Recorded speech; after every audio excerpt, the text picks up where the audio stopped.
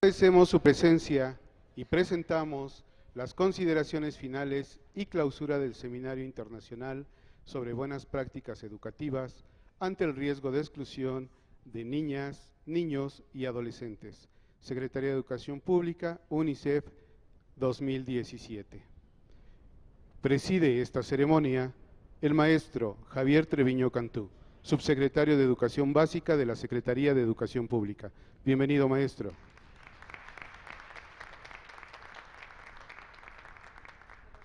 Le acompañan en el presidium el representante del Fondo de las Naciones Unidas para la Infancia en México, señor Christian Koch.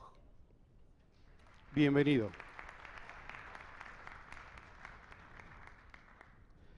La directora general de Educación Indígena de la Secretaría de Educación Pública, maestra Rosalinda Morales Garza.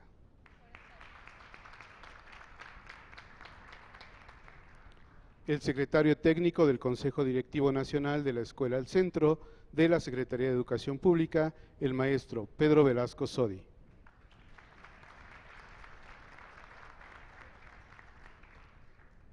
La jefa del Programa de Educación de UNICEF México, maestra Carmen López Flores.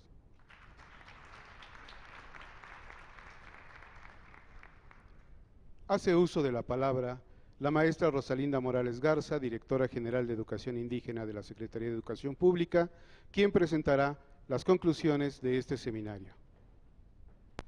Gracias, muy buenas tardes a todas y a todos, señor subsecretario, señor Skug de UNICEF, compañeros y compañeras que están con nosotros en el presidium. Pues al momento de cerrar este seminario internacional sobre buenas prácticas educativas ante el riesgo de exclusión de niñas, niños y adolescentes, organizado por la Secretaría de Educación Pública y UNICEF en estos días 8 y 9 de febrero, podemos decir que estamos realmente satisfechas porque los propósitos que ahora se planteaban al inicio y en la organización de este evento se cumplieron. Primeramente por la gran participación. Hay una múltiples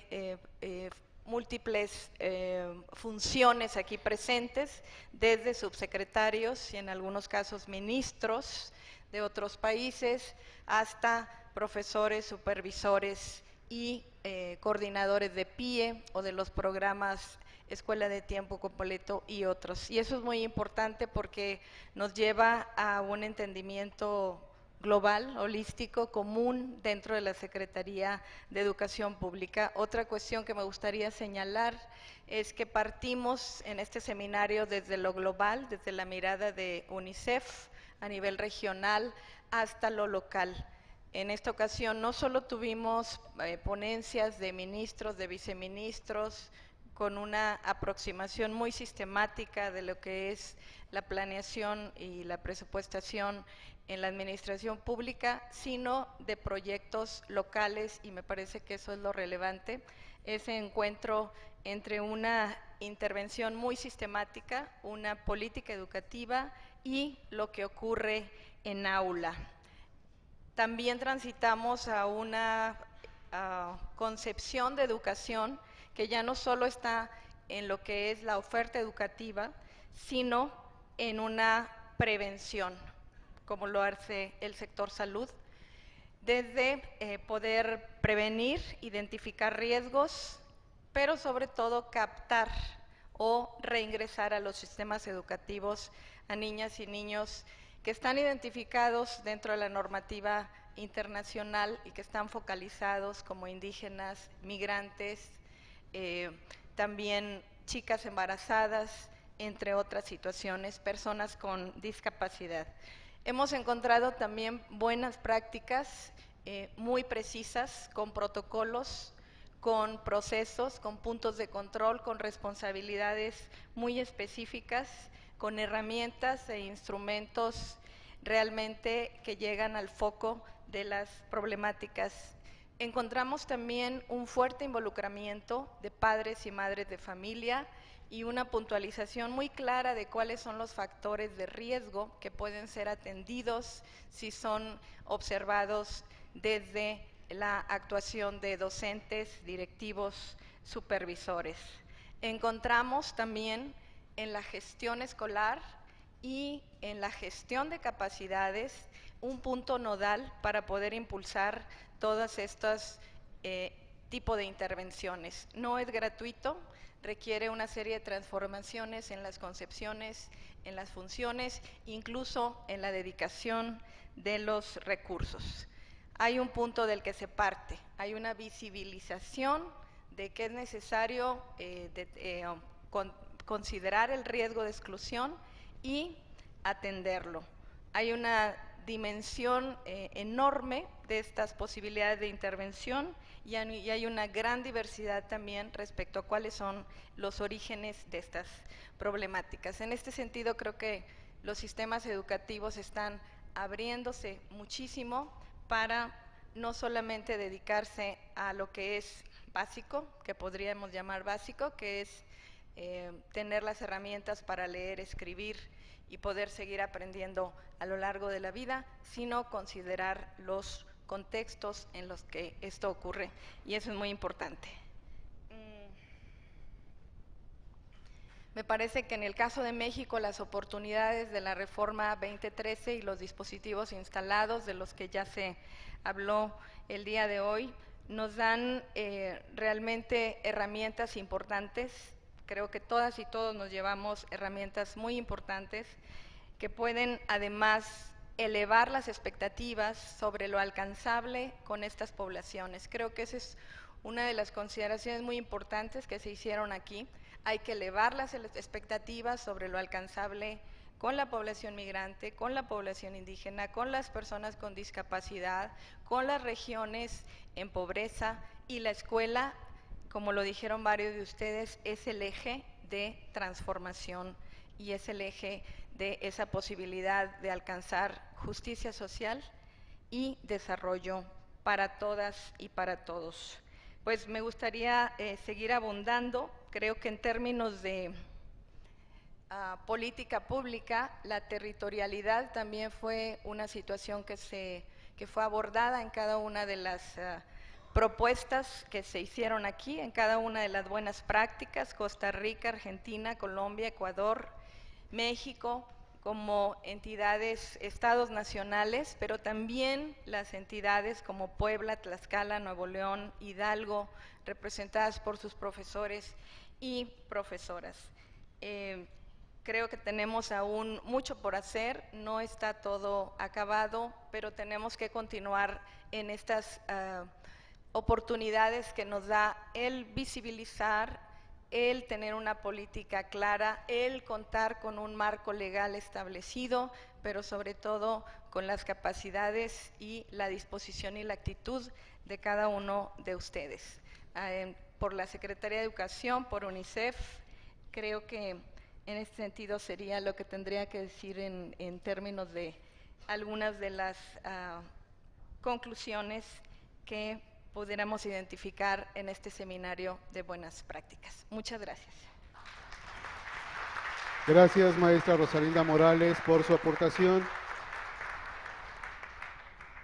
Me permito presentar al secretario ejecutivo del Sistema Nacional de Protección Integral de Niñas, Niños y Adolescentes de la Secretaría de Gobernación, el maestro Ricardo Bucio Mujica. Bienvenido.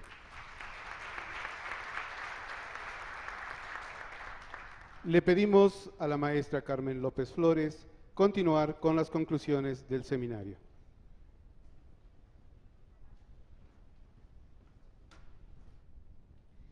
Muy buenas tardes a todos y todas, señor subsecretario, señores autoridades que nos acompañan, colegas estimados de la Secretaría, maestra Rosalinda, maestro Pedro, colegas de los estados y de los países que nos ha tocado felizmente acompañar desde UNICEF.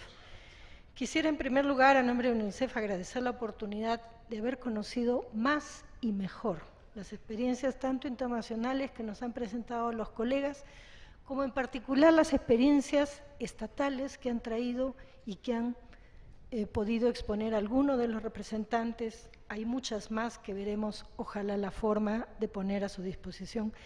Vygotsky decía que la mejor manera de construir aprendizajes es partir de los conocimientos previos. Para nosotros la mejor manera de construir política pública eficiente, eficaz, efectiva, es partir de las experiencias previas que tienen los actores locales en particular. Me ha tocado relevar algunos puntos y quiero excusarme porque de plano cualquier relevamiento es arbitrario y voy a tomar lo que a mí me ha impactado más, lo que me ha parecido más importante y que espero sea de utilidad. En primer lugar, esta dicotomía que aparece como adversa, pero que en realidad es complementaria entre las políticas universales y las respuestas específicas. Hemos escuchado a lo largo de los 2 días respuestas específicas de los estados y de los países invitados que han partido de estados o de provincias o de municipios concretos y se han elevado a nivel de política, primero local y eventualmente política nacional. ¿Por qué esto es importante? Porque son los actores locales quienes mejor conocen la realidad de los niños, niñas, adolescentes, fuera de la escuela, que no pueden concluir, que salen prematuramente o que no aprenden. La subsidiariedad de las políticas es clave en el enfoque. Entonces, la importancia de tener modelos concretos que han demostrado resultados, que ustedes han evaluado y han monitoreado y han traído resultados concretos, se vuelve clave para enriquecer el sistema de alerta, para enriquecer la política estatal y ojalá nacional. Se ha relevado también en el tema de la relevancia la importancia de los modelos flexibles, la posibilidad de darle confianza a los actores locales para que adapten, para que integren, para que cambien, para que muevan, de acuerdo a las circunstancias específicas que viven sus niños, niñas y adolescentes. En particular, pensando en la realidad de nuestros países, y lo decía el compañero de Durango, somos países multi, pero nuestras políticas tienden a ser homo y mono, cuando deberían ser también pluri y multi, en función a los países en los que estamos. Desde lo local se entiende mejor la realidad, se comprende mejor el problema y por lo tanto hay más probabilidades de responder mejor a estas situaciones. Un segundo tema es la gran coincidencia que ha habido entre las distintas experiencias, tanto estatales como internacionales, en los indicadores que han ido incorporando para considerar qué niños están en riesgo de una salida prematura, de no concluir o de no aprender. No voy a abundar, ustedes han podido constatar marcando check, este ya lo tengo, este ya la, no la, y entonces seguramente incorporarán a vuelta a sus estados nuevos indicadores. Quiero, sin embargo, plantear algunos por la relevancia que tiene en base a las experiencias vividas. El tema de la lengua. Si el docente no entiende, no va a entender al niño, a la niña, al adolescente que va a ingresar a trabajar con él, porque no comparten la lengua, esto lo pone inmediatamente en situación de riesgo, porque no va a poder desarrollar los aprendizajes en igualdad de condiciones que los niños, niñas y adolescentes que comparten lengua y cultura del docente a cargo. Nos trajo una lámina, Francisco, el primer día, y me permito ponerla ahí, donde vemos que efectivamente la Comisión Mundial de estos expertos que han analizado la situación educativa ponen también el tema de la educación bilingüe, la educación desarrollada en 2 lenguas, como un factor de bajo costo y de alto impacto. Un segundo tema, como indicadores a tomar en cuenta, es el tema de la violencia.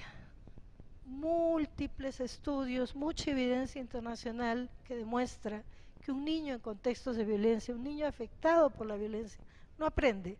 Hay temas hormonales, neuronales, que bloquean el aprendizaje si un niño sufre situaciones de violencia. Tenemos que colocarlo como un indicador de riesgo porque no vamos a saber explicar el no logro de algunos aprendizajes o alguna salida prematura si no tomamos en cuenta este tema.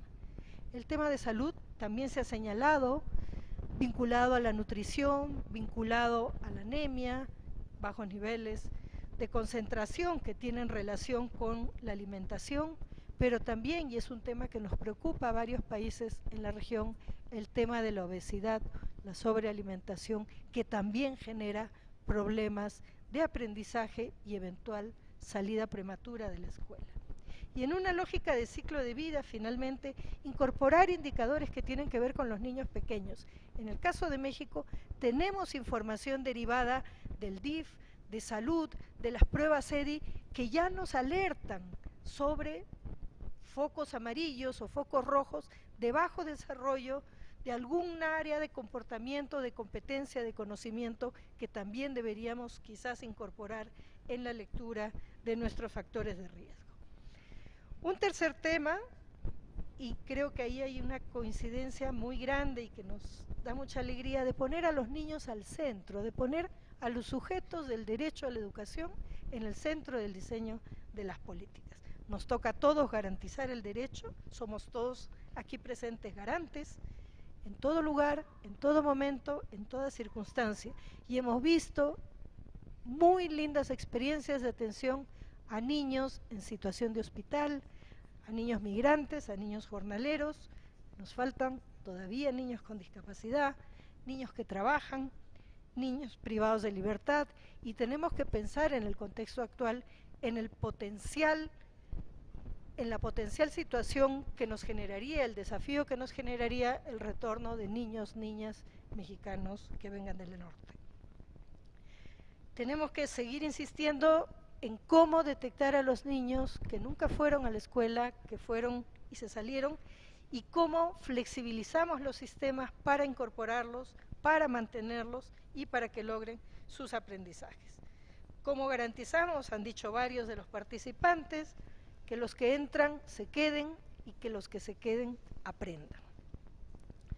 Un cuarto punto señalado por varias de las presentaciones ha sido la importancia de la articulación, de la coordinación al interior del sistema educativo, los docentes de distintos niveles, el de preescolar con el de primaria, con el de secundaria, con el de media superior, pero también con el director, con el supervisor, con el responsable regional, con la autoridad, entre los actores educativos, digo, entre los niveles, entre la comunidad educativa, incluyendo padres y madres de familia, la sociedad civil, pero también con otros sectores. Y se ha mencionado al DIF, a salud, a transportes, a los gobiernos locales, y ahora tenemos un nuevo actor que es el CIPINA, y seguramente Ricardo Bucio abundará más en el tema.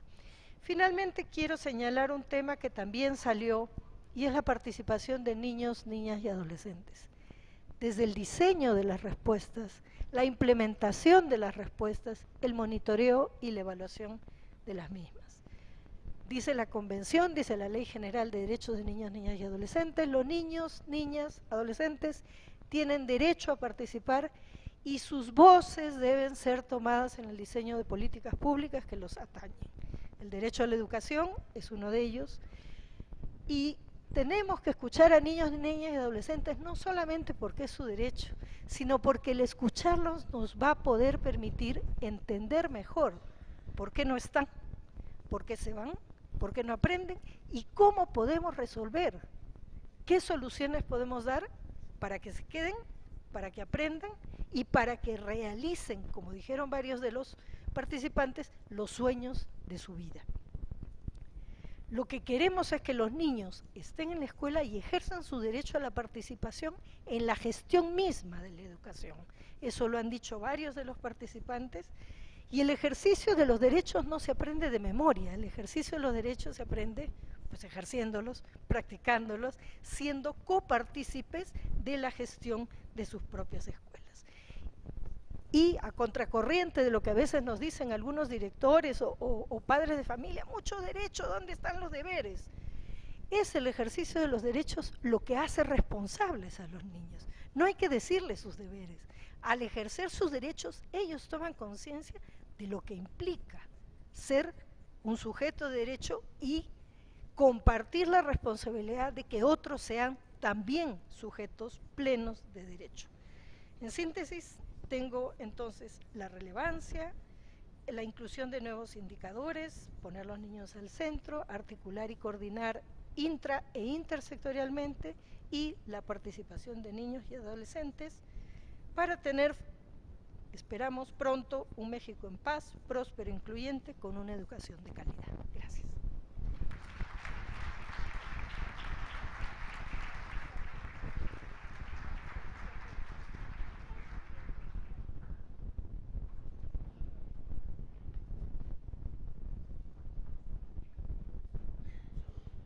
Bueno, le agradecemos a la maestra Carmen López Flores su aportación y me permito presentar al licenciado Leonardo Arizaga, embajador de Ecuador. Bienvenido.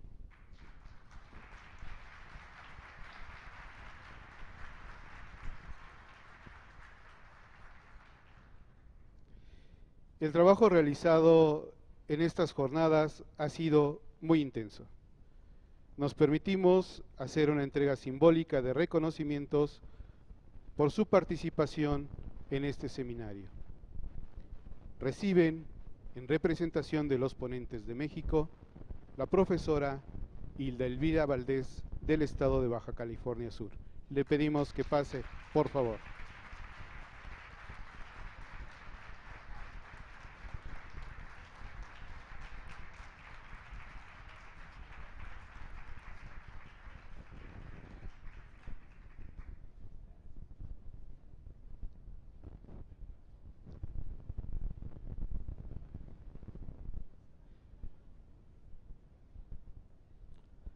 Al maestro José Luis Olvera Trejo del Estado de Hidalgo.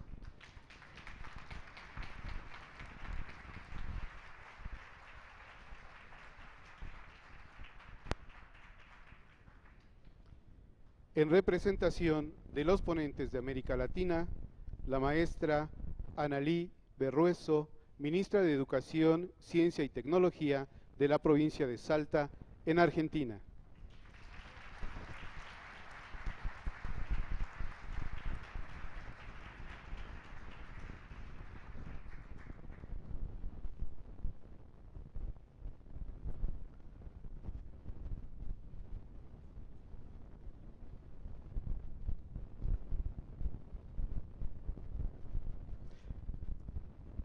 Todas y todos ustedes recibirán en unos minutos el correspondiente. Le pedimos a nuestro honorable presidium, tomen asiento. Y le solicitamos al maestro Ricardo Bucio Mújica nos dirija unas palabras.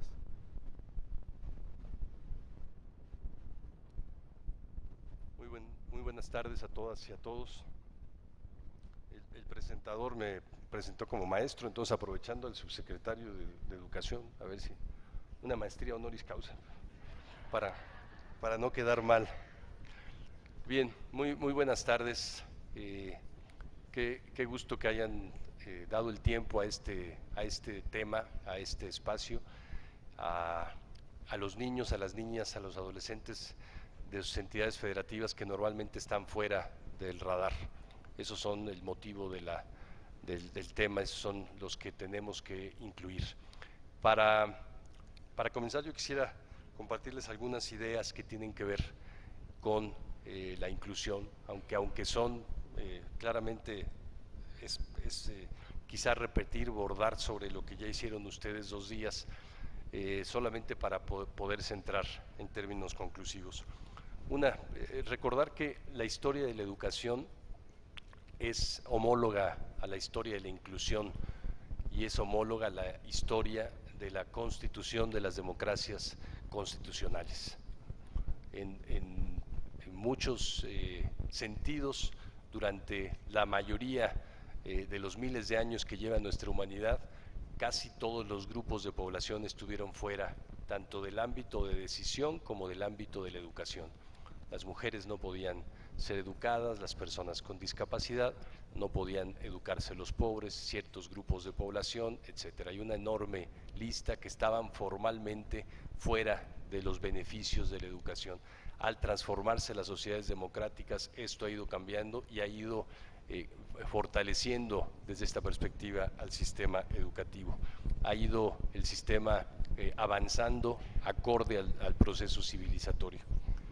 El segundo es que lamentablemente los sistemas educativos, y digo en sentido amplio, porque educa la comunidad, los padres, las madres de familia, también las autoridades que no son educativas, que toman una enorme cantidad de decisiones que afectan o benefician a la educación, todo aquello que forma un sistema educativo en sentido más amplio, ha replicado a lo largo de los años procesos de exclusión, pese a este cambio, a este proceso civilizatorio.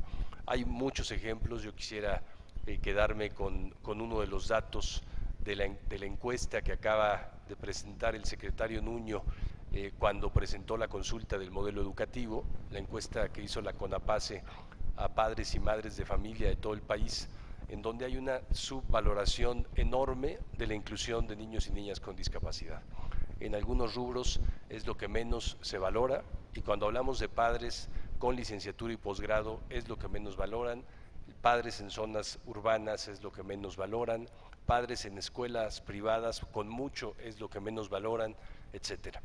En esa pregunta no se habla de niños indígenas o de niños migrantes o de niños afrodescendientes, pero creo que el resultado podría ser o igual o peor, o simplemente podrían decir hay otros espacios para ellos, no es la escuela regular. La fragilidad, la debilidad, las necesidades especiales en una sociedad y en una comunidad educativa deben de ser el centro para que funcione el proceso igualatorio, el proceso inclusivo. ¿Qué quiero decir con esto? Que en realidad las sociedades también nos hemos ido formando de tal manera que quienes detentan algún tipo de poder económico, político, religioso, de género, etcétera, están en el centro de las sociedades, están físicamente, están de muchas formas, psicológicamente, económicamente en el centro de las sociedades, y todo lo demás va siendo o trasladado o a veces expulsado a las periferias. ¿Qué pasa con los niños que tienen algún tipo de necesidad educativa especial? Van normalmente a las periferias, ¿no? A las periferias, a veces geográficas, a veces de la calidad educativa, a veces de los instrumentos, de los métodos, de las adecuaciones curriculares, de la necesidad de aulas diversificadas, etcétera, ¿no? La periferia, las periferias que vemos claramente en la geografía de una ciudad, ¿no? Donde se va extendiendo cada vez más estas periferias. La Ciudad de México, por ejemplo, desde el año 2000 no crece demográficamente, no creció hacia el 2010, no creció hacia el 2015.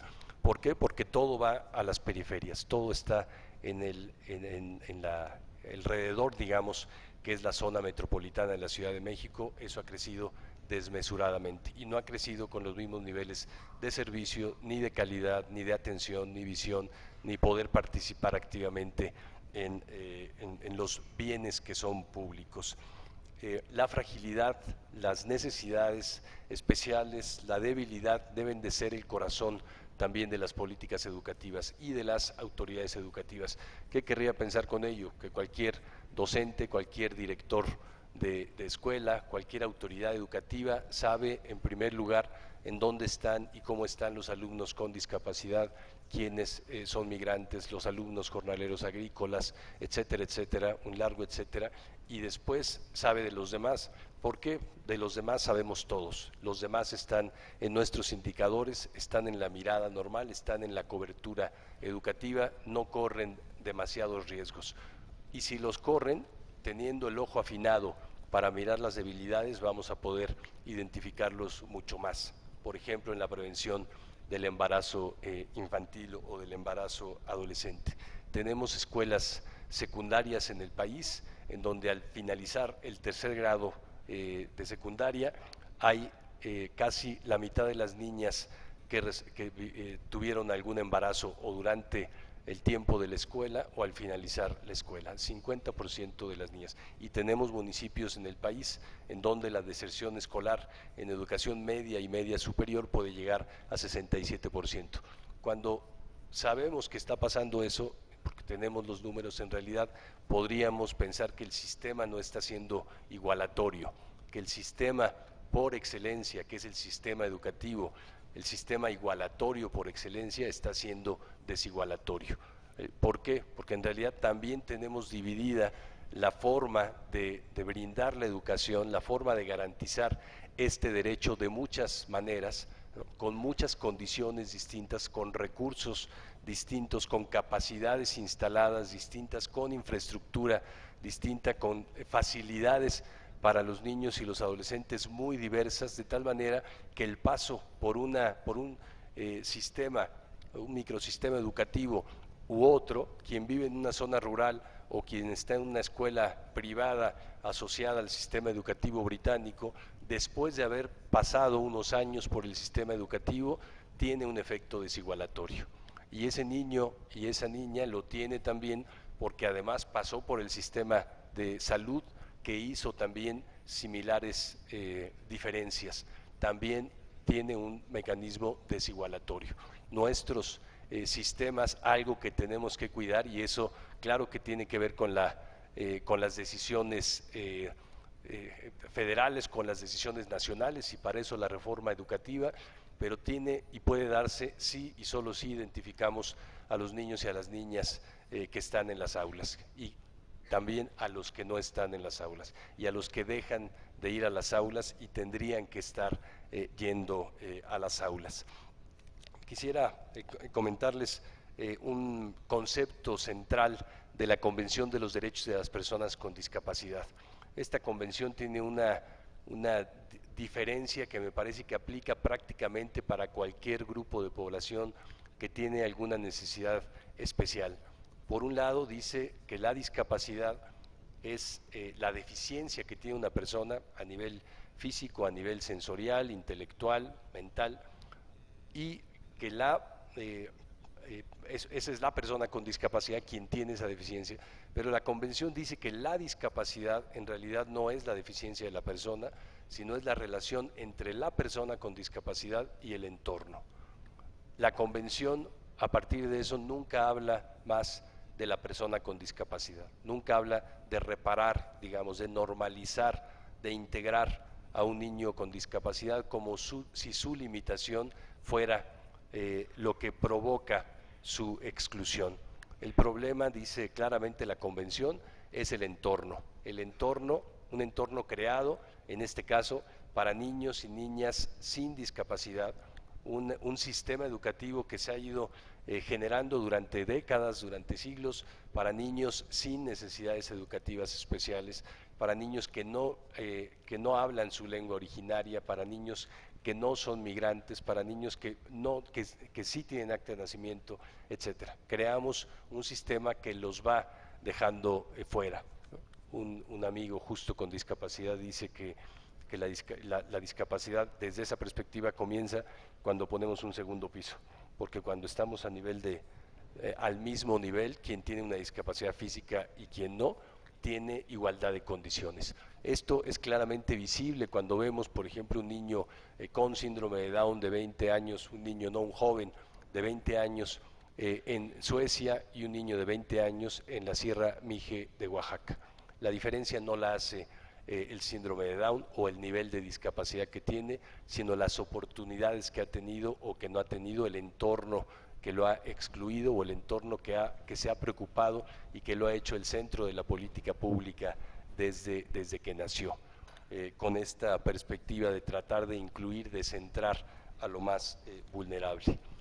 Finalizo diciendo, como ya se ha repetido, la Ley General de Derechos de Niños, Niñas y Adolescentes es central ahora para el fortalecimiento de la reforma educativa en la perspectiva de hacer una corresponsabilidad de lo que se vive en las aulas hasta lo que se vive en las decisiones de las autoridades educativas con respecto de los otros tomadores de decisión.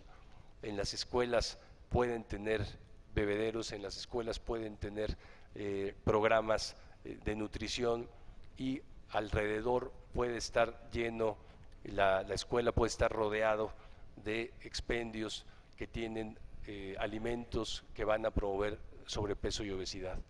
Cuando vemos la georreferenciación de la encuesta que ha estado haciendo tanto la SEP como el DIF nacional de esto, de la medición de peso y talla a nivel nacional, eso vemos. Sin las autoridades locales, la escuela no funciona bien. Sin la infraestructura adecuada, la escuela no funciona bien. Sin los recursos necesarios, la escuela no funciona bien. Sin una enorme cantidad de autoridades, las secretarías de educación, la federal, las estatales y las autoridades educativas no pueden responder por sí solas al enorme desafío que tienen. Desde la perspectiva de la reforma educativa y de la Ley General de Derechos de Niños, Niñas y Adolescentes, este es el eje central a modificar. Los niños son sujetos de derecho, los niños tienen derecho de prioridad y lo tienen no solo en la ley, lo deben de tener en el espacio de cada aula en el país. Muchas gracias. Agradecemos la participación y nos llevamos la reflexión. Hará uso de la voz el maestro Christian Koch, representante de UNICEF en México. Muy buenas tardes, subsecretario Treviño, secretario ejecutivo Ricardo Bucio, señor embajador, Rosalinda, Carmen, a todos ustedes. Espero que han disfrutado y han aprendido mucho estos 2 días. Primero quiero felicitar otra vez a la SEP por su interés y atención a este tema de exclusión educativa, pero también por haber movilizado tantas personas a través del país y fuera del país para compartir sus experiencias y para aprender. Yo creo que muestra realmente su interés en aprovechar de esta oportunidad que significa este seminario. Un agradecimiento especial, por supuesto, a los extranjeros de los 4 países, Argentina, Costa Rica, Colombia, Ecuador, por haber llegado para compartir sus experiencias valiosas. Y a todos los demás, espero que han disfrutado, que han aprendido y que regresan a sus lugares con mucho ánimo, con mucha inspiración para seguir trabajando en el interés de los niños y niñas. Las experiencias que hemos escuchado fuera de México y dentro, que han presentado sus avances y logros, han demostrado preocupación, interés, compromiso con los niños, niñas y adolescentes, sus derechos y con su derecho a la educación en particular, por la relevancia que tiene para la construcción y logro de sus planes de vida, ser lo que ellos quieren ser. Me gustaría señalar algunos puntos relevantes, algunos que hemos escuchado de Rosalinda y Carmen, sobre todo. Un punto muy importante es que estas experiencias han coincidido en poner las niñas, niños y adolescentes al centro de las preocupaciones. Se trata de garantizar su derecho a una educación de calidad, sin importar dónde están o cuál es la circunstancia particular que enfrentan. Eso dice la Convención sobre los Derechos del Niño, eso dice la Ley General Mexicana sobre los derechos de niñas, niños y adolescentes, y nos toca cumplir con este mandato. No es lo mismo mirar un problema como responsable de un servicio que como garante de un derecho. Como han dicho varios, no se trata de frías estadísticas, se trata de personas a las que debemos garantizar, ojalá, todas las condiciones para que aprendan lo que deben aprender y desarrollen las competencias que deben desarrollar según su edad. Los educadores deben hacerse cargo de estas personas, nuestros estudiantes, de manera integral. En las aulas no podemos hacernos cargo solo de las cabezas de estos niños y niñas, sino de ellos en su totalidad y integralidad, como seres humanos. En primer lugar, todos los niños, niñas y adolescentes deben contar con el registro oportuno de nacimiento, para que no tengan ningún problema de acceso a la escuela. Y si no lo tienen, y pensamos en particular a los niños migrantes, jornaleros, a los eventuales retornados que podríamos tener en nuestras escuelas. Tenemos que encontrar la forma de garantizar que cuenten con sus documentos de identidad o que ingresen a la escuela. Y en este sentido felicito a la SEP y las autoridades porque hay progreso muy importante en México en las últimas semanas en este sentido. Y sabemos lo que hemos escuchado mucho, Carmen lo mencionó también, que un niño, niña o adolescente que sufre violencia o vive en un contexto de violencia no aprende.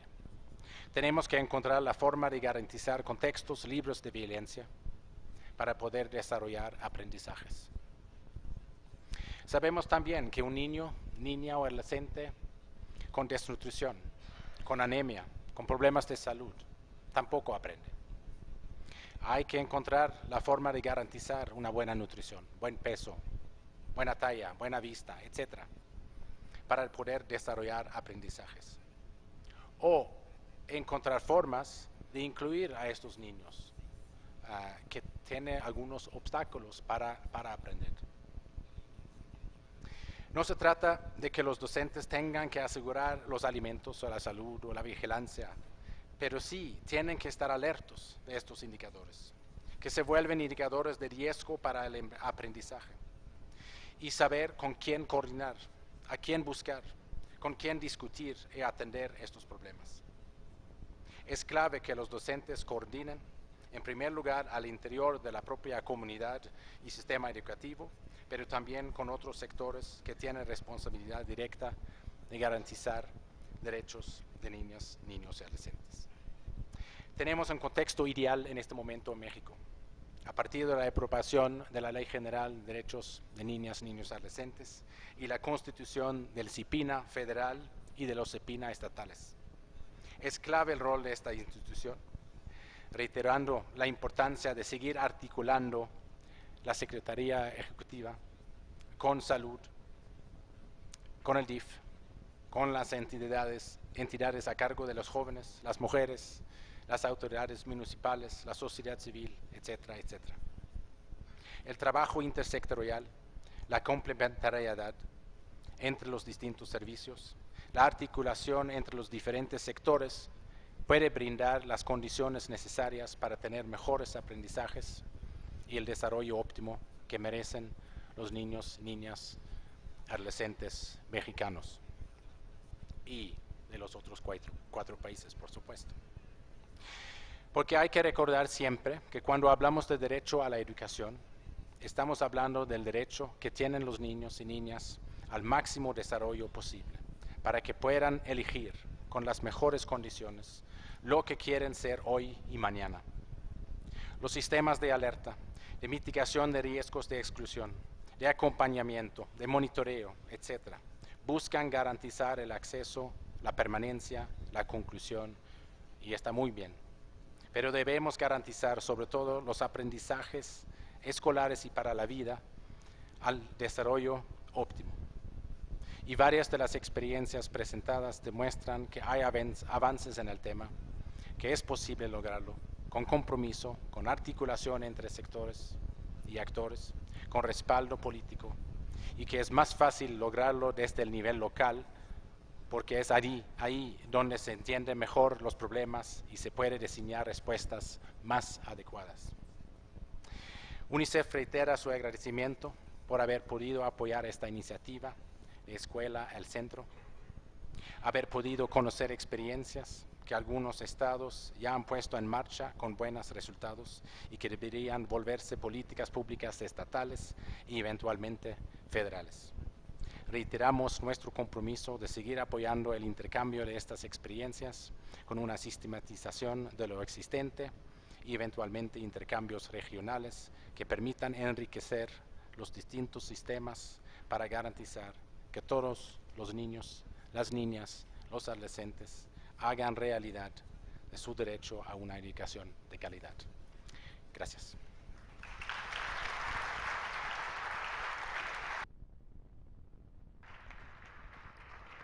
La tarea es ardua, grande es el trabajo que nos queda por delante. Agradecemos la reflexión.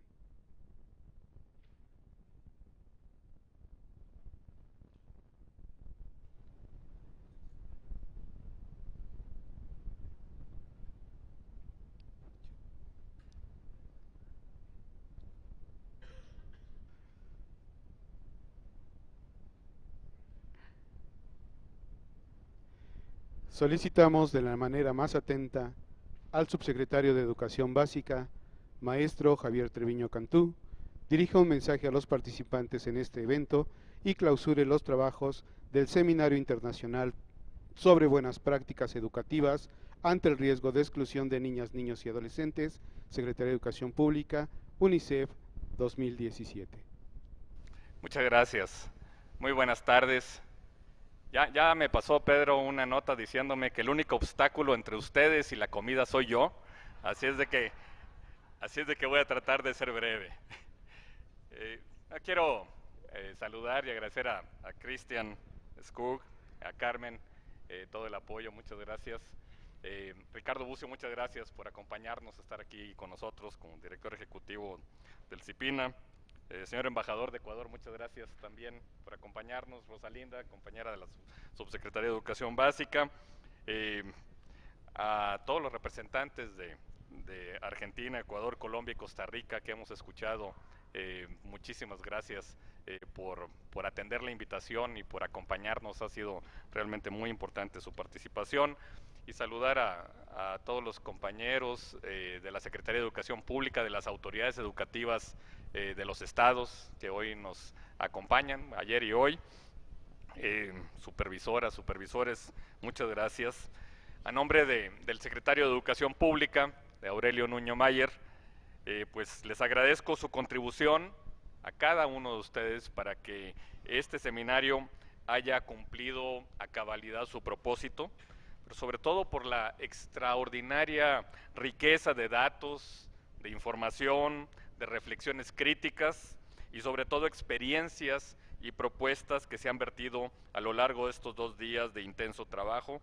Todos estos elementos van a ser de gran utilidad y es una gran oportunidad para seguir compartiendo las mejores prácticas entre países y entre entidades federativas.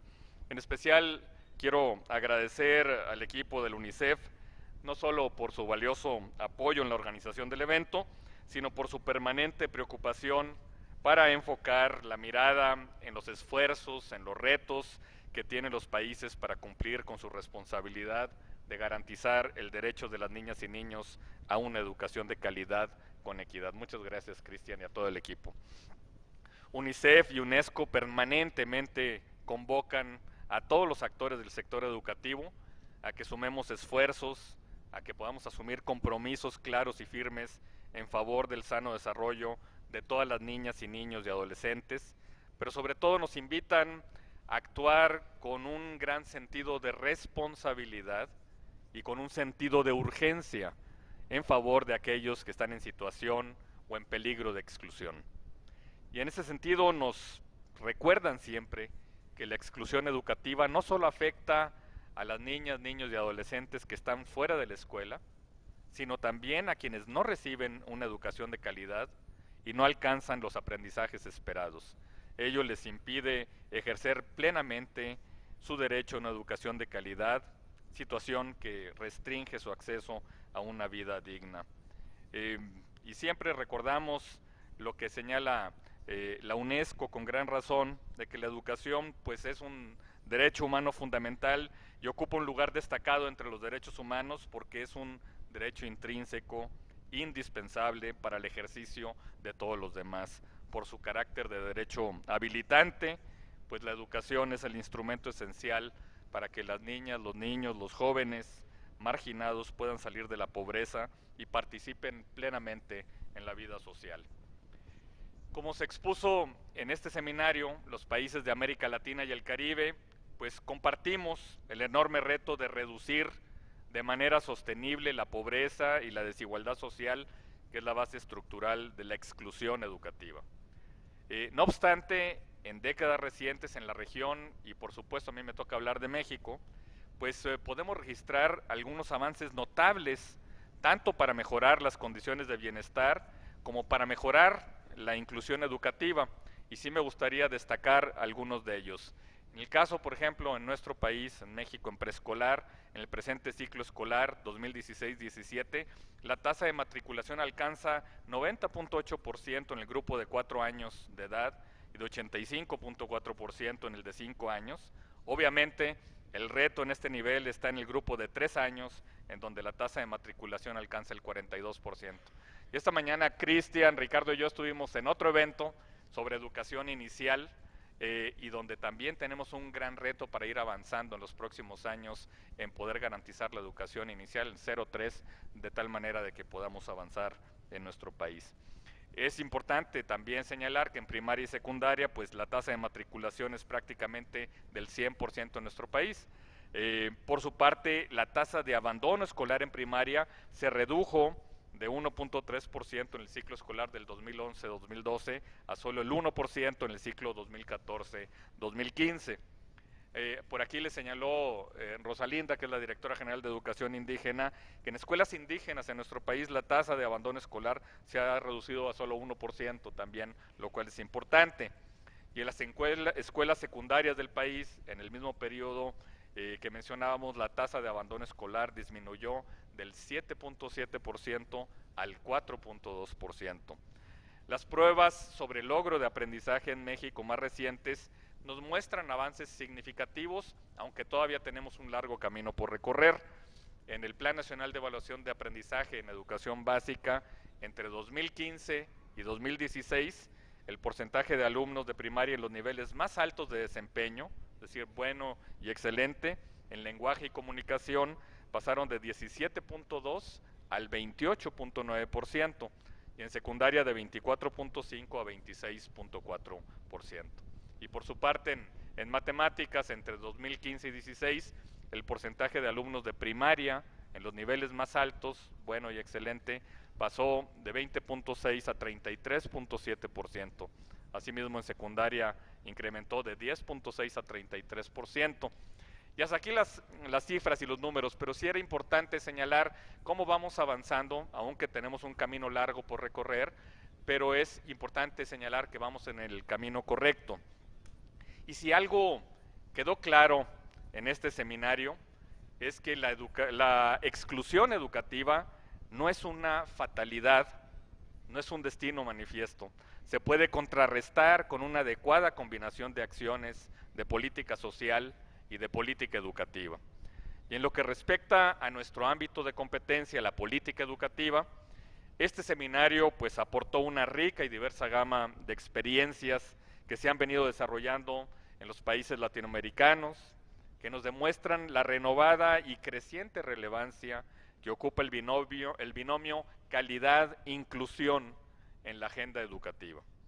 Las experiencias de Argentina, de Ecuador, de Colombia, de Costa Rica y de no pocas entidades federativas de México que también expusieron aquí cómo van avanzando, pues muestran una alentadora evolución de los modelos y metodologías pedagógicas y tecnológicas para contextualizar los esfuerzos, para lograr una mayor eficacia en las políticas orientadas a la inclusión educativa. En su mayoría, los esfuerzos se inscriben en lo que algunos académicos han denominado reformas educativas de tercera generación. El énfasis se ubica en la búsqueda de la calidad y la equidad a partir de conferir una mayor centralidad a la gestión de la escuela. Eso es importante. Nosotros hablamos de poner a la escuela al centro del sistema educativo, y un mayor énfasis en los aprendizajes de todos los alumnos. En el caso de México, la reforma educativa constituye una transformación integral de nuestro sistema, un esfuerzo sin precedente, de gran complejidad, muy ambicioso, en tanto abarca diversas dimensiones, porque establece un nuevo marco jurídico, un nuevo marco institucional para fortalecer la rectoría del Estado en la conducción de la política educativa, porque también esta reforma renueva el Sistema Nacional de Evaluación, crea el servicio profesional docente, replantea el modelo curricular para la educación obligatoria, impulsa la transformación de la educación normal, crea un nuevo mecanismo de financiamiento para la rehabilitación masiva de la infraestructura y el equipamiento escolar, fortalece la organización y gestión escolar, de manera que la escuela sea el centro de la atención del sistema educativo, y como lo ha mencionado el secretario de Educación Pública, con la reforma educativa queremos tener mejores maestros, mejores escuelas, mejores contenidos, mejor pedagogía, para que las niñas y los niños aprendan a aprender y aprendan a convivir. Y precisamente esta estrategia que mencionaba sobre la escuela al centro, que es clave para instrumentar la reforma educativa, pues reconoce y apoya la capacidad que tienen las escuelas, las zonas, los niveles, las entidades federativas para innovar, para desarrollar estrategias educativas que respondan de manera más eficiente a los retos específicos de su contexto. Y una de estas, pues, es la creciente apropiación por parte de la escuela, de supervisores, de directivos, de docentes, de padres de familia, de la comunidad escolar, de un sistema de alerta temprana que impulsa en un número creciente de entidades federativas con el propósito de poner un freno al abandono escolar mediante una metodología que hemos desarrollado que identifica alumnos en riesgo de rezago o abandono, y sin duda aún falta mucho para hacer, pero vamos avanzando, y muchas de las supervisoras y supervisores que se encuentran hoy con nosotros pues han sido testigos del avance en el empleo de este sistema de alerta temprana. Y el seminario, quisiera finalizar, pues ha sido exitoso porque nos ha permitido un intenso, un rico intercambio de ideas. De eso se tratan estos seminarios justamente, y deberíamos todavía tener un, como dicen en inglés, un clearinghouse. Deberíamos tener una zona de intercambio de buenas prácticas, de mejores prácticas entre los países de América Latina y también entre nuestras entidades federativas, para que podamos tener este repositorio de las mejores prácticas y las podamos compartir permanentemente. La tarea inmediata para todos es sin duda compartir con los equipos de cada uno de nosotros en las entidades federativas, en las escuelas, todas estas experiencias, las propuestas, y que podamos avanzar todavía más. Por nuestra parte, reafirmamos el compromiso de seguir apoyando los esfuerzos de las autoridades educativas estatales a través del bueno, pues todo nuestro sistema nacional para poner la escuela al centro de nuestras regiones y las diferentes tareas que nos hemos impuesto en nuestro Consejo Directivo Nacional de la Escuela al Centro, para que podamos consolidar las transformaciones educativas en curso. Nuevamente, muchas gracias al UNICEF, muchas gracias a los participantes de los países que nos acompañan. Muchas gracias a todos los que participaron y que de las diferentes entidades, las autoridades educativas locales, supervisoras y supervisores. Y pues me toca ahora ya nada más clausurar, para ahora sí me quito de ser el obstáculo para irnos a comer. Y siendo las 15:09 del jueves 9 de febrero del 2017, damos por concluidos de manera exitosa los trabajos del Seminario Internacional sobre Buenas Prácticas Educativas ante el Riesgo de Exclusión de Niñas, Niños y Adolescentes 2017. Muchas gracias, enhorabuena y hasta pronto. Gracias. Bueno.